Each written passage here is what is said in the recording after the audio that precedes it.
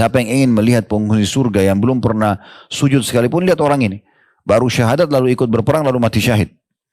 Lalu beliau mengatakan, ketahuilah sesungguhnya surga itu lebih dekat kepada seseorang di antara kalian daripada tali sendalnya sendiri.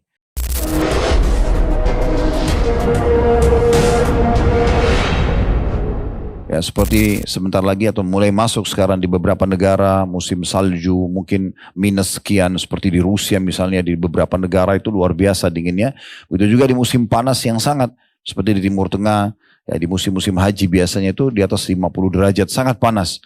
Itu kata Nabi SAW, neraka mengeluh ya kepada Allah tentang sebagiannya membakar sebagian yang lain karena panasnya gitu. Maka Allah pun mengizinkan dia bernafas 2 kali, itulah yang kalian temukan di musim yang sangat dingin dan di musim yang sangat panas itu kan. Jadi semuanya sudah ada. Ini faedah pertama dari hadis. Dan kita sebenarnya teman-teman sekalian sedang menuju ke tempat itu. Kita sedang menuju.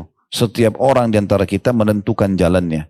Surga sudah depan mata bagi orang-orang yang beriman dan patuh, beramal saleh. Dia patuh dengan apa yang Allah perintahkan. Dia nikmati apa yang Allah halalkan. Dia kerjakan apa yang Allah perintahkan. Apalagi kalau dia bisa menggabungkan antara wajib sama sunnah, maka makin sempurna. Dan dia meninggalkan apa yang Allah larang atau haramkan. Maka kalau dia meninggal, dia masuk surga. Tidak ada keraguan dalam masalah itu. Itu bagian daripada rukun iman kita. Iman kepada hari kiamat, satu paket, prosesi kematian, kehidupan di alam barzah, kemudian orang beriman akan selamat di situ, kuburannya menjadi taman dari taman surga dan kemudian dibangkitkan serta menuju ke surga yang abadi. Dan banyak ayat menyebutkan jannah, jannah, surga, khalidina fiha, kekal selamanya. Begitu juga orang-orang yang meninggal dalam keadaan kufur, maka pastikan dia akan susah kematiannya, disiksa, sebagaimana Allah gambarkan bagaimana malaikat dahsyatnya kalau mencabut ruhnya orang-orang kafir dengan menghantam wajah dan bokong mereka. Kemudian ya dikatakan kepada mereka, rasakanlah panasnya api neraka, lalu bagaimana siksa kubur menjadi lubang dari lubang neraka buat mereka, dan kebangkitan mereka juga akan sangat berat di mahsyar nanti dengan berbagai macam siksaan dan akan masuk neraka. Kalau yang kafir juga selalu Allah sebutkan jahannam, nar, dengan beberapa macam term daripada istilah atau bahasa namanya neraka. Kemudian Allah juga mengatakan khalidina fiha, kekal di dalamnya. Itu semua satu paket, ya, satu paket.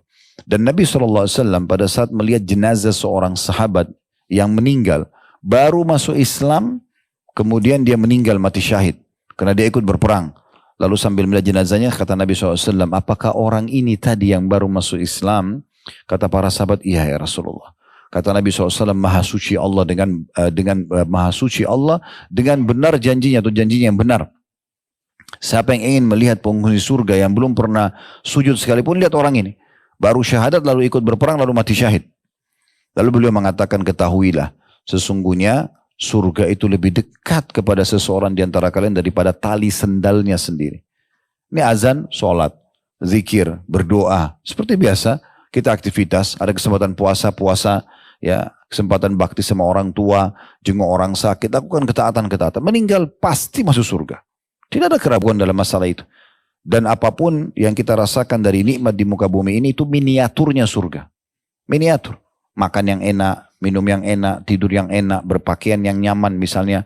Kemudian apalah ya kegembiraan yang pernah kita rasakan dalam hidup kita, itu miniaturnya surga. Di akhirat nanti akan lebih besar daripada itu. Ya. Makanya Nabi SAW menggambarkan perumpamaan dunia dan akhirat hanya seperti jari telunjuk yang dicelupkan ke lautan lalu diangkat. Lihatlah apa yang ada di jari telunjuk tersebut, itulah dunia, tidak ada nilainya sama sekali. Kemudian ya, beliau juga menggambarkan, dan lautan yang luas adalah akhirat atau surga. Dan beliau juga menggambarkan kepada seorang sahabat, ya, bagaimanapun engkau membumbuhi makananmu, ya, menatanya dengan rapi, maka lihatlah bagaimana akhir daripada makanan tersebut. Maka sudah jelas, kalau misalnya tidak dibutuhkan sebagai nutrisi atau vitamin tubuh kita, maka dia akan menjadi tinja atau kotoran, mohon maaf. Maka Nabi SAW menggambarkan dunia seperti itu. Karena akhirat sangat luar biasa gitu. Ya, kehidupan abadi. Begitu juga tidak ada keraguan tentang orang-orang kafir. Sama sekali tidak ada keraguan.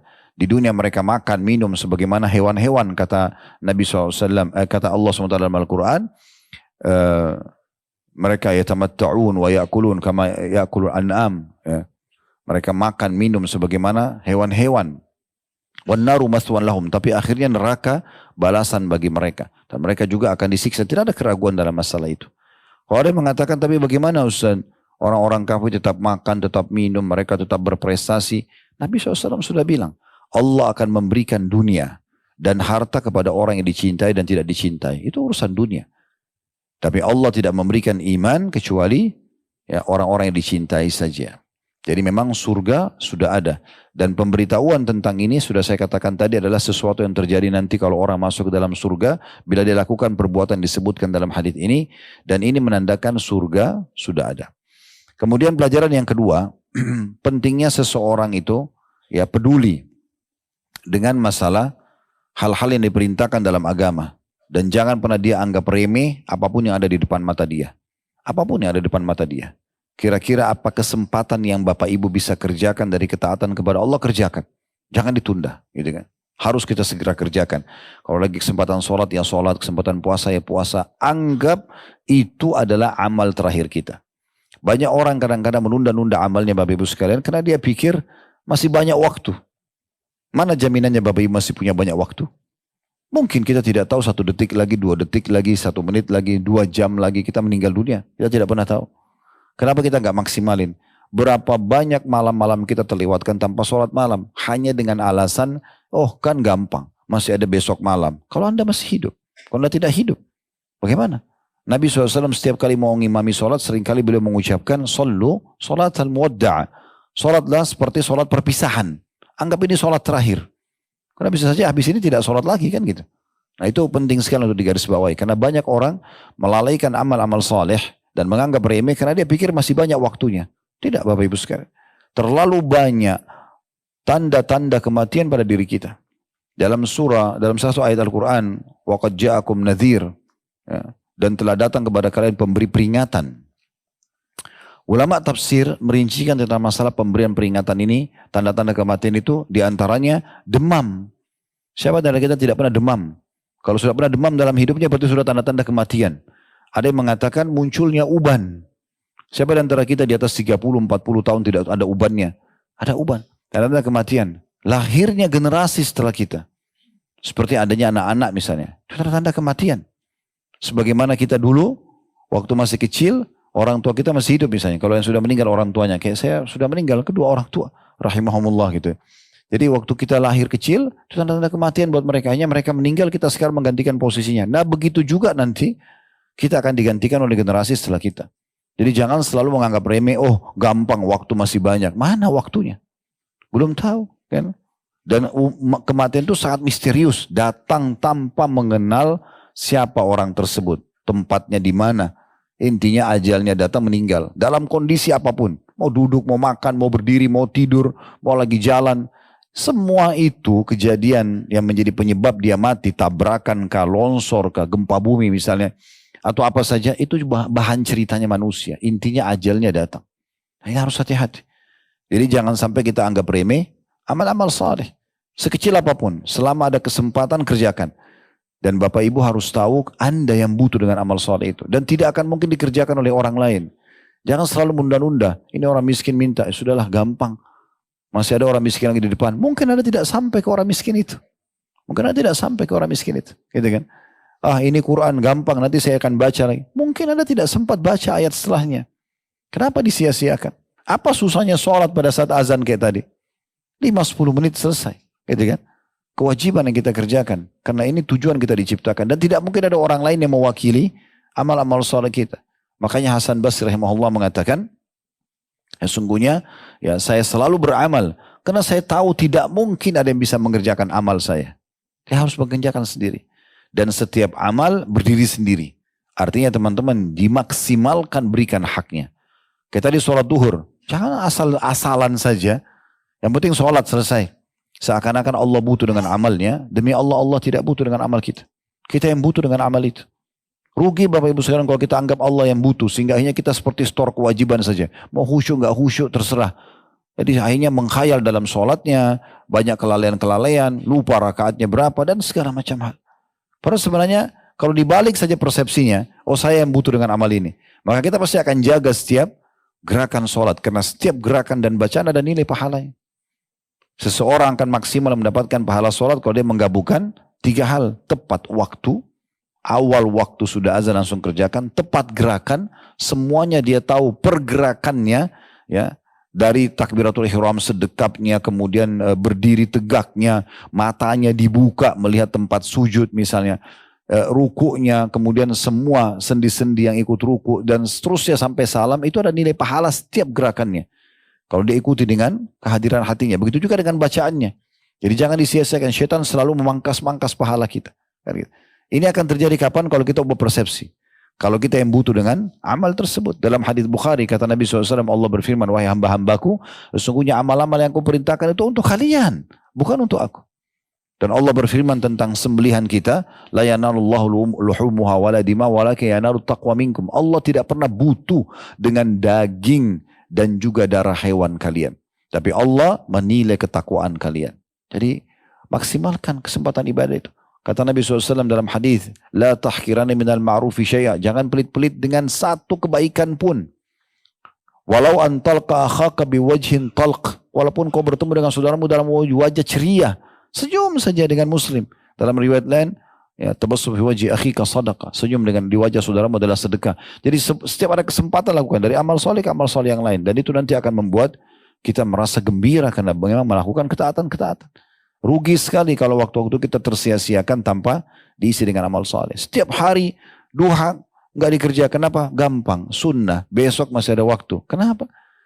Hari ini dicatat oleh Allah Subhanahu Wa Taala. Hari ini tidak bisa kita perbaiki. Ini sekarang kalau Bapak Ibu misalnya baru termotivasi, oh iya ya, harusnya saya sholat malam tadi malam. Kita nggak bisa minta kepada Allah kembali ke malam tadi malam untuk sholat malam. Atau tadi kita sempat sholat duha. Oh iya ya, kenapa saya sia-siakan, harusnya saya sholat duha ya. Tapi sudah tidak bisa lagi kita minta. Bukan cuma itu, orang yang telat tadi, maaf saya tidak jinggung siapapun, mungkin saya tidak tahu Bapak Ibu ada yang telat. Misal tadi kita sholat, ada yang masbuk 1 rakaat. Gak bisa dia bilang imam, kebetulan tadi saya imam misalnya. Tidak bisa bilang, Ustaz tolong kembali dong ke rakaat pertama takbiratul ihram supaya saya dicatat malaikat dari awal. Gak bisa. Dicatat sampai hari kiamat si fulan masbuk 1 rakaat. Gak bisa diperbaikin. Ini nanti yang membedakan derajat kita di surga Bapak Ibu sekalian. Yaitu ketepatan dalam mengerjakan amal soleh dan tidak menyanyiakannya. Kalau dosa gampang. Orang buat dosa nih 10 tahun. Berzina, berbohong, riba. Tahun ke-11 dia taubat nasuha bersih. Tapi amal soleh gak bisa. Sekali luput dari kita, gak bisa kita perbaikin. Gak bisa kita perbaiki. Maka jangan disia-siakan. Makanya di sini Nabi SAW memberikan gambaran bagaimana orang masuk surga karena dia melakukan amal yang sederhana. Ya, disebutkan di sini dia memotong atau menebang sebuah pohon yang mengganggu di jalanan. Tentu di sini teman-teman kita juga harus faham poin ini ya. Jangan sampai Anda mengambil secara letterlet hadits ini lalu mengatakan semua yang Anda anggap mengganggu di jalan pohon Anda tebang, ya itu keliru. Pemerintah sudah nata misalnya dengan baik sebuah pohon, oh enggak ini bagi saya mengganggu lalu Anda tebang, ini buat masalah sama orang, nggak boleh. Atau Anda tebang di rumah orang lain. Misalnya, karena Anda anggap rantingnya mengganggu, enggak, jangan. Ya, ada adab-adab yang kita sampaikan dan kita bahasakan kepada pemiliknya misalnya gitu kan. Tapi kalau Anda jalan di tempat umum, di jalan jalan itu memang ada batu jatuh, longsor, ada sesuatu yang berbahaya, duri, apa segala macam Anda pindahkan, maka ini yang dimaksud di dalam hadis, ya. Jadi harus difahami dengan ilmu yang benar supaya tidak salah faham. Dan saya sudah bilang tadi, semua teman-teman sekalian yang masuk di dalam apapun yang sedang Anda lewatin dan mengganggu, maka itu termasuk pahalanya kalau kita pindahkan, ya. Dan sederhana, ada tisu jatuh, kenapa nggak diangkat tisu itu ditaruh tempat sampah? Oh bukan tugas saya, subhanallah, pahala, itu kan. Anda di ruangan kantor mungkin lukisan tulisannya miring, kenapa Anda tidak perbaikin saja dengan niat baik, gitu kan? Apa saja yang bisa kita lakukan? Kenapa kita nggak buat gitu ya? Selama memang itu tidak masuk ke ranah orang lain, tidak mengganggu orang lain ya. Karena juga niat baik itu sangat berhubungan dengan masalah haknya orang lain gitu ya. Jangan Anda misalnya di kantor merasa, menurut saya tembok kayaknya kantor ini ruangan tidak cocok putih. Udah warna coklat aja. Lalu kita cat semau kita sendiri, uang dari kita sendiri, nggak bisa, gitu kan? Bukan itu yang dimaksud. Jadi jangan sampai disalahfahami ya. Kita sederhanakan yaitu setiap amal soleh, setiap kebaikan yang bisa kita berikan kepada orang ataupun kita menjauhkan masalah dari dia, ya yang bisa mengganggunya, maka itu sangat baik. Ya. Pelajaran yang ketiga yang bisa diambil dari hadis ini, terakhir nanti kita akan tambah dengan beberapa penjelasan insya Allah, yaitu tentang masalah pentingnya seorang muslim menjaga hubungannya dengan manusia. Kalau tadi itu hanya memindahkan sesuatu yang bahaya dari jalan, itu bagian daripada atau substansial daripada menjaga hubungan baik dengan manusia. Tapi semua yang bisa merusak hubungan kita dengan manusia, maka itu dilarang dalam Islam. Mengganggu tetangga, membuang sampah sembarangan, apa teriak-teriak. Mungkin ada sebagian orang kadang-kadang putar musik besar mengganggu tetangganya, knalpot motor diganti mengganggu orang misalnya, atau apa sajalah ya. Semua yang mengganggu orang tidak boleh. Ya, dalam Islam tidak dibolehkan. Makanya Nabi SAW mengatakan, la yu'minu ahadukum hatta yuhibbu li akhi ma yuhibbu li nafsi. Tidak akan sempurna iman seseorang dari kalian sampai dia mencintai untuk saudara, sampai dicintai buat dirinya sendiri. Kalau kita nggak mau diganggu, jangan ganggu orang lain, gitu kan? Bahkan kita dianjurkan justru memberikan peluang bagi orang lain atau berbuat baik pada orang lain. Ya. Dan Nabi SAW mengatakan, khairun nas anfa'um linnas. Manusia yang muslim, yang paling baik, yang paling bermanfaat bagi orang lain. Bahkan kita disuruh berbuat kebaikan walaupun dengan non-muslim. Walaupun dengan hewan. Ya. Banyak sekali riwayat berhubungan dengan masalah itu. Ya, bagaimana Nabi SAW menyuruh kita berbuat baik dengan tawanan perang. Jadi kalau kita muslim menang dalam medan perang, tadinya ini musuh keluar bersenjata dan dia mungkin bisa mengganggu dan membunuh kaum muslimin, tapi kalau sudah ditawan tidak boleh kita berbuat kejahatan sama dia. Kata Nabi SAW, berbuat baik pada tawanan. Sebagian tawanan yang masuk Islam di masa Nabi SAW karena mereka mengatakan, kami menyaksikan sendiri sahabat Muhammad memasukkan roti-roti manis ke mulut kami dan mereka sendiri mengkonsumsi kurma-kurma kering. Bagaimana Islam mengajarkan kita berbuat baik pada orang lain. Dan berapa banyak hati manusia terbeli, tanda kutip di sini, untuk menganut agama Allah SWT justru karena kebaikan kita. Waktu Nabi SAW mendapatkan harta rampasan perang di perang Hunain yang sangat banyak, melimpah. Hewan-hewan ternak dari suku Hawazim. Karena satu suku itu semuanya berhasil dikalahkan oleh Nabi SAW. Jadi banyak sekali harta rampasan perang. Orang-orang pada datang. Ada seseorang datang, belum masuk Islam, dia kemudian mengatakan, hai Muhammad, saya dengar kamu suka membantu orang. Tolong berikan saya 1 ekor domba. Karena dia lihat Nabi Muhammad SAW punya banyak sekali hewan ternak domba dari harta rampasan perang. Nabi SAW tunjuk, kamu lihat lembah itu? Lembah itu penuh dengan domba. Kata orang itu iya. Kata Nabi SAW, ambil semua buat kamu. Dalam beberapa buku sejarah disebutkan, orang ini saking ragunya, dia pikir gak mungkin ini. Kok minta 1 ekor domba aja belum tentu orang mau kasih. Apalagi ini 1 lembah. Maka dia jalan sambil takut jangan sampai ada satupun dari kaum muslimin, satu sahabat Nabi yang menahan dia. Dia jalan, tapi ternyata semua sahabat memberikan jalan buat dia. Sampai dia tiba di lembah tersebut, lalu dia membawa, menggiring semua, tidak ada satupun orang yang mengganggunya. Akhirnya dia pulang ke kampungnya sambil mengatakan, wahai kaumku, masuk Islamlah. Karena Muhammad mengajarkan agama yang tidak akan membuat kita menderita. Nabi SAW beli hati mereka dengan kebaikan-kebaikan. Berbuat baik pada orang. Gitu kan? Dan orang-orang pada berebut. Pada saat itu datang, hai Muhammad berikan padaku, Muhammad berikan padaku, sampai jubah beliau jatuh. Lalu Nabi SAW mengatakan, kembalikanlah jubahku ini, ya selendangku, kembalikan. Dan kalaupun sampai beliau hampir tersandar di pohon yang ada durinya. Sampai beliau mengatakan, kalau seandainya aku memiliki apapun, aku tidak akan simpan untuk kalian. Dan kalian tidak akan menemukan aku sebagai orang yang pelit, ataupun orang yang pengecut. Ya. Jadi kita dianjurkan untuk berbuat baik pada orang lain. Berapa banyak orang yang tidak mau mengalah kadang-kadang. Jalan, ada orang butuh jalan lebih cepat, kasih jalan. Kenapa kita susah sekali memberikan jalan pada orang lain? Ya ego gitu kan. Akhirnya orang cuma sekedar minta jalan dianggap mengajak dia balap. Ya. Terus kemudian disebut tantangan, lalu balap-balapan. Untuk apa? Mungkin orang itu ibunya lagi sakit, anaknya lagi sakit. Untuk apa dihadang gitu ya. Contoh. Dan banyak sekali hal-hal yang lain. Jadi kenapa kita tidak memberikan kepada orang lain? Saya temukan subhanallah ini kasus di lapangan gitu ya. Kalau ada orang minta jalan lalu Anda tidak kasih. Biasanya sebentar lagi mobil itu Anda tertahan dia yang dapat jalan. Umumnya begitu. Kenapa tidak mengalah dapat pahala? Semua itu bisa menjadi sumber-sumber kebaikan yang untuk menambah derajat kita di surga. Jadi intinya sebenarnya kita tidak menyakiti orang lain dan kita berbuat baik pada mereka itu bagian daripada agama Islam. Kalau orang secara umum mau kafir, mau beriman baik, apalagi kerabat kita. Apalagi tetangga bantal, suami istri misalnya. Kan gitu.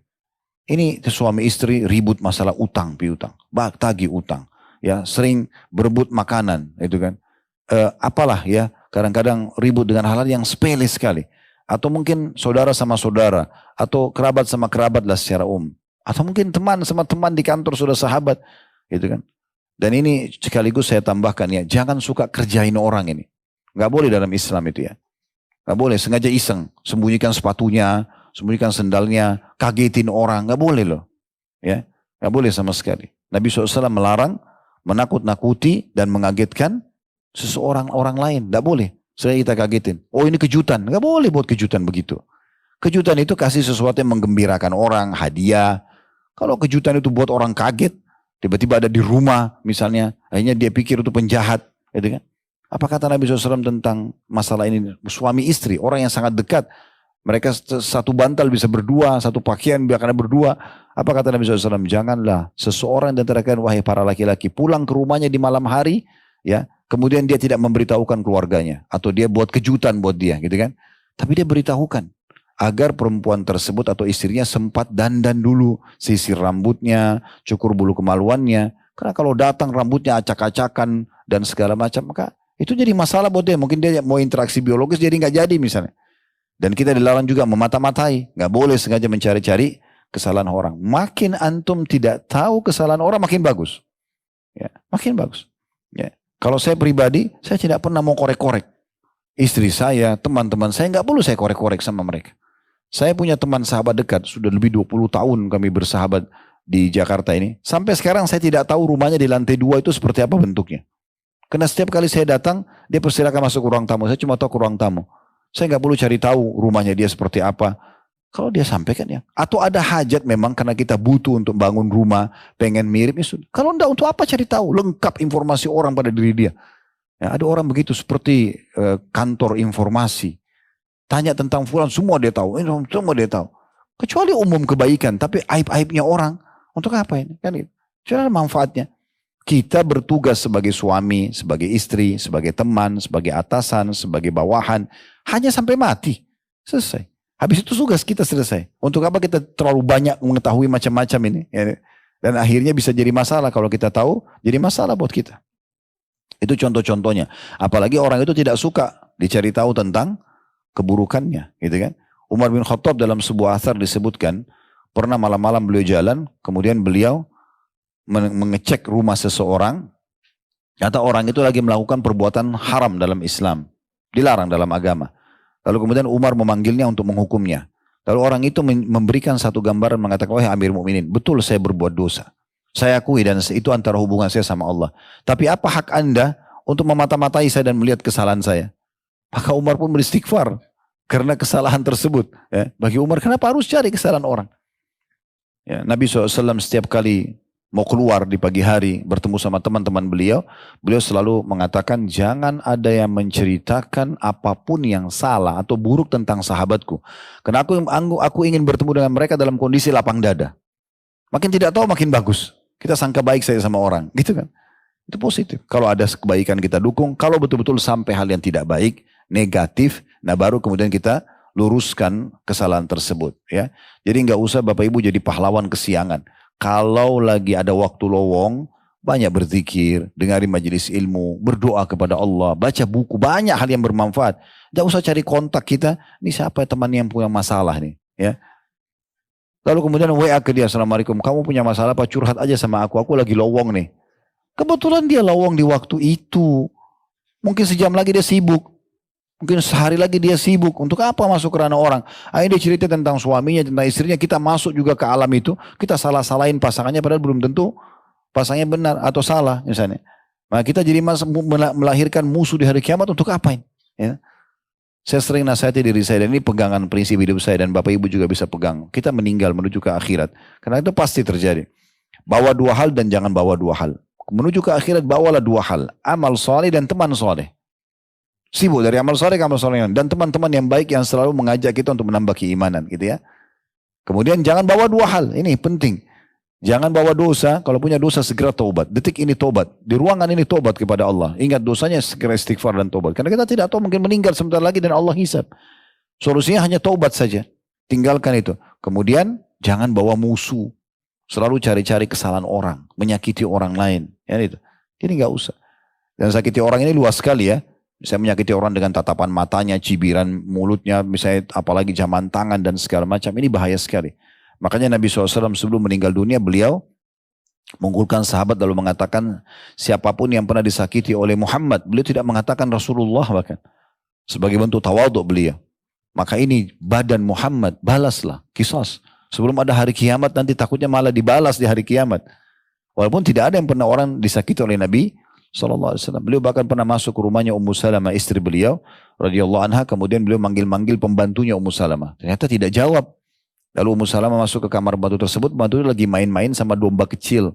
Lalu kata Ummu Salamah, kenapa saya mendengar Nabi SAW bolak-balik memanggilmu tapi kau tidak menjawabnya? Dia mengatakan, saya benar-benar tidak dengar.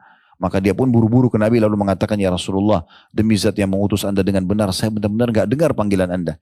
Nabi SAW sambil pegang kayu siwak aja biasa. Beliau mengatakan, kalau bukan karena ada kisos, nanti bisa dibalas sama Allah, saya bisa pukul kamu dengan kayu siwak ini.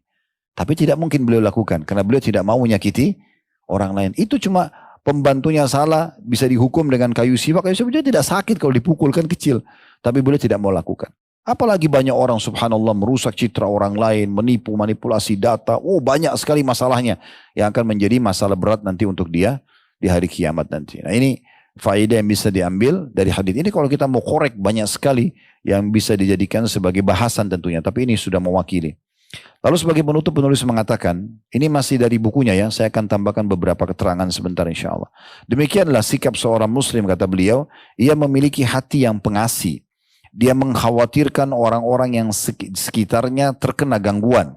Bahkan dia bergegas mencurahkan segala kebaikan dan kemuliaannya untuk maslahat orang banyak. Ya. Jadi tadi sudah kita jelaskan juga bagaimana dia berbuat baik pada orang mukmin, orang kafir, bahkan pada hewan-hewan pun. Ya, pada hewan-hewan pun.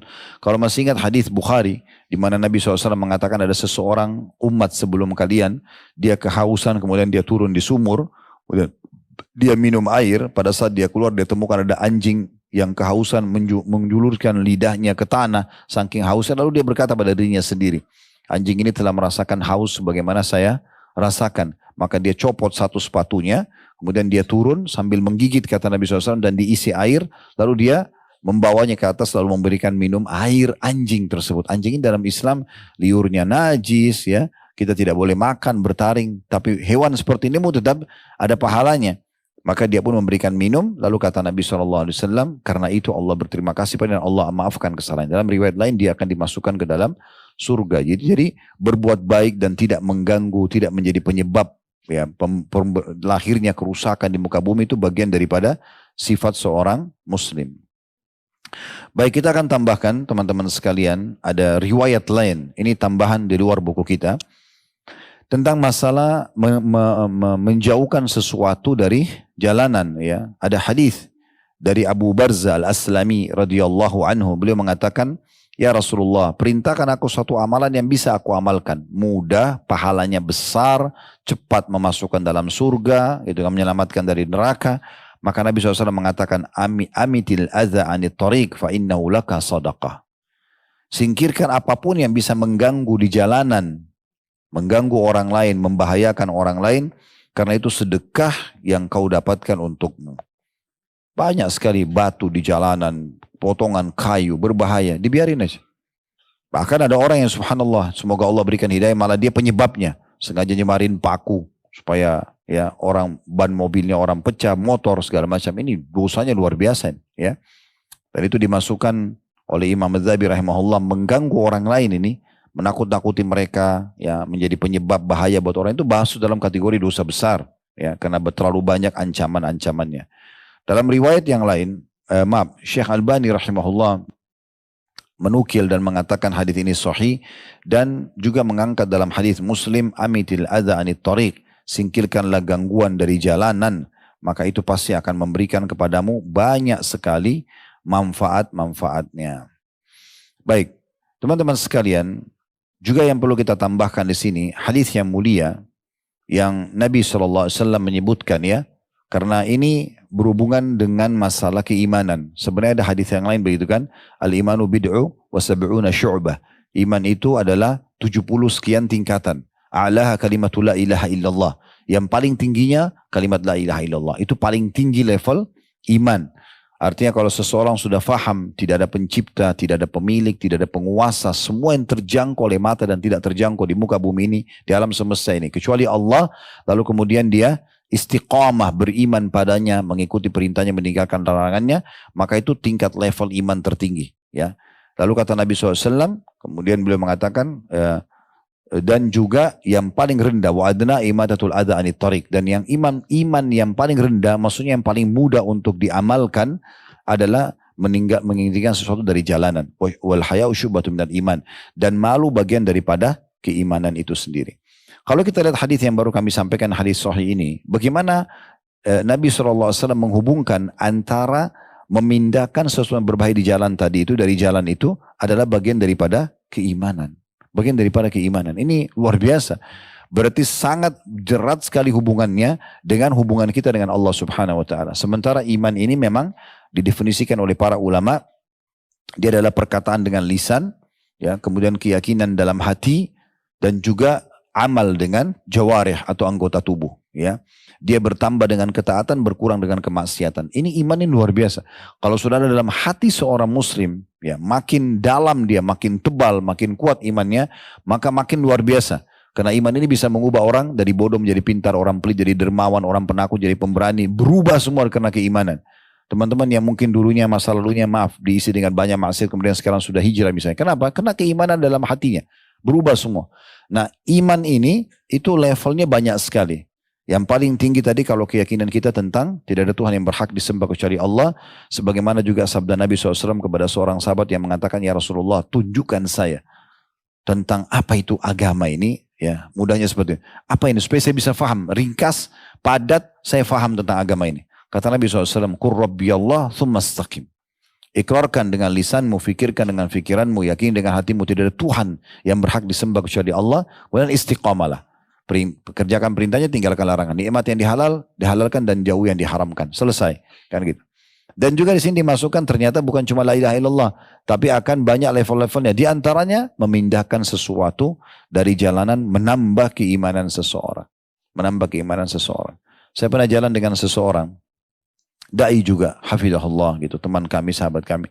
Kami naik motor sama-sama, kebetulan dia bonceng saya, waktu itu masih di kota Makassar. Kemudian ada satu batang pohon, entah kenapa kok bisa ada di jalan situ.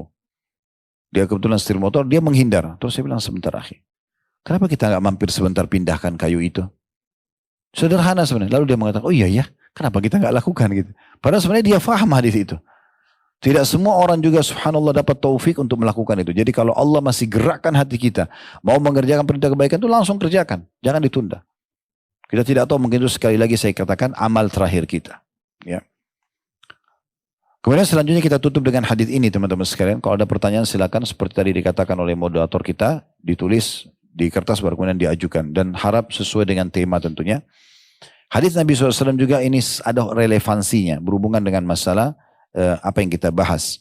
Yaitu kata Nabi SAW, al-mu'minul qawi khairu ma'habu ilallah minal mu'minil dhaif. Orang mukmin yang kuat jauh lebih baik daripada orang mukmin yang lemah, wa fi kullin khair, dan semuanya punya kebaikan. Di sini lebih dekat pendapat ulama, jumhur ulama mengatakan adalah kekuatan secara iman. Kekuatan secara iman. Makanya Abu Bakar disebutkan fisiknya itu sangat kurus ya, beliau radhiyallahu anhu. Abu Bakar itu orangnya kurus ya. Walaupun beliau postur tubuhnya tinggi, tapi beliau kurus. Cuman beliau kuat secara keimanan.